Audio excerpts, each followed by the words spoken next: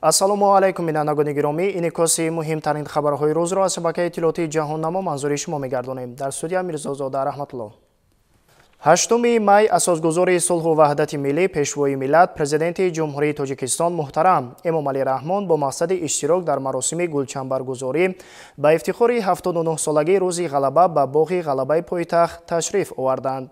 Президенти ҷумҳурии Тоҷикистон сарфармондеҳи олии қувваҳои мусаллаҳи кишвар генерали артиш муҳтарам Эмомалӣ Раҳмонро раиси Маҷлиси Миллии Маҷлиси Олии Ҷумҳурии Тоҷикистон, раиси шаҳри Душанбе муҳтарам Рустами Эмомалӣ, раиси Маҷлиси намояндагони Маҷлиси Олии Ҷумҳурии Тоҷикистон Маҳмадтоир Зокирзода ва вазири мудофиаи Ҷумҳурии Тоҷикистон Шералӣ Мирзо истиқбол гирифтанд.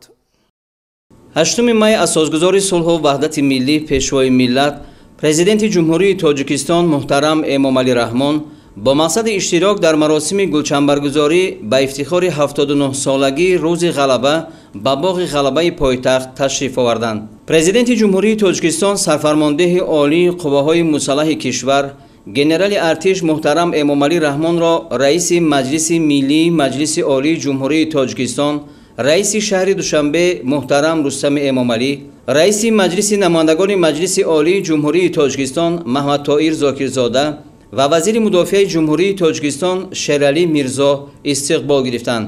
Президенти кишвар муҳтарам Эмомалӣ Раҳмон ба поси хотираи афсарону сарбозон ва ҳамаи онҳое ки дар ҷанг ҷони худро нисор кардаанд дар назди оташи ҷовидон гулчанбар гузоштанд. бо гузоштани гулчанбар ва гиромидошти қаҳрамонони мардуми тоҷик сарвари давлат муҳтарам Эмомалӣ Раҳмон равони шаҳидони роҳи озодиро шод намуданд. дар ин рӯз ҳамчунин раиси Маҷлиси Миллии Маҷлиси Олии Ҷумҳурии Тоҷикистон, раиси шаҳри Душанбе ва раиси Маҷлиси намояндагони Маҷлиси Олии Ҷумҳурии Тоҷикистон дар назди оташи ҷовидон гулчанбар гузоштанд. баъди анҷоми маросими гулчанбаргузорӣ президенти ҷумҳурии Тоҷикистон муҳтарам Эмомалӣ Раҳмон ва раиси шаҳри Душанбе муҳтарам Рустами Эмомалӣ бо бардоштани пардаи рамзӣ муҷассамаи ғалабаро баъди интиқоли он ба боғи ғалаба ва навсозиаш ифтитоҳ карданд.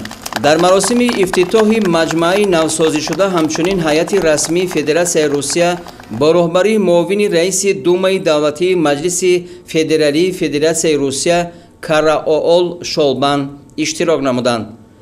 ҳамаи тадбирҳое ки дар боғи ғалаба аз тарафи мақомоти иҷроияи ҳокимияти давлатии шаҳри Душанбе амалӣ мегардад, ба хотири посдоштани ёди қурбониёни ҷанг мебошад.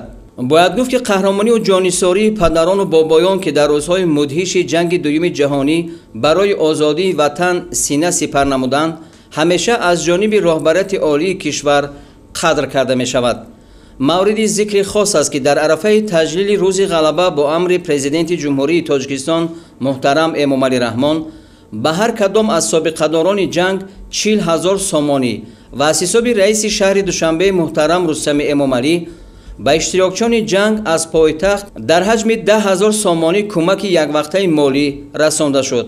ҳамчунин бо супориши президенти кишвар мақомоти иҷроияи ҳокимияти давлатии вилоятҳо ва шаҳру ноҳияҳо ба собиқадорон ва маъюбони ҷанги бузурги ватанӣ кӯмакпулии яквақта дастрас намуданд.